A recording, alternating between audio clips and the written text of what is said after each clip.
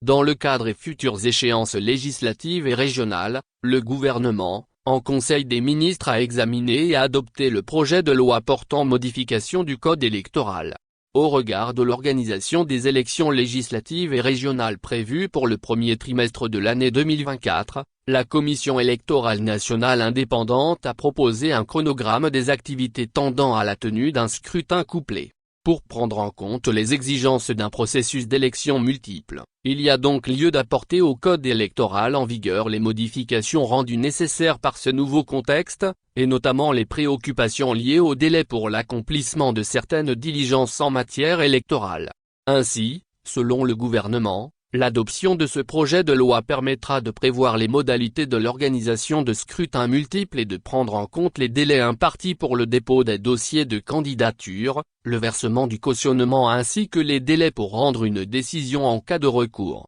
En outre, le Conseil des ministres a examiné et adopté le projet de loi organique portant modification de la loi organique N-2012-013 du 6 juillet 2012 fixant le nombre de députés à l'Assemblée nationale, les conditions d'éligibilité, le régime des incompatibilités et les conditions dans lesquelles il est pourvu au siège vacant, modifié par la loi organique N-2013-009 du 11 avril 2013. Sur instruction de son Excellence Monsieur le Président de la République, les propositions reçues d'acteurs politiques et relatives au cadre électoral, en particulier au découpage électoral, ont été versées au cadre permanent de concertation qui a vocation à connaître de toutes les questions touchant à la vie politique du Togo pour être examinées dans le but de faire des suggestions consensuelles. Le cadre permanent de concertation, après en avoir délibéré, a soumis au gouvernement des propositions dont la prise en compte devrait induire une augmentation du nombre des circonscriptions électorales,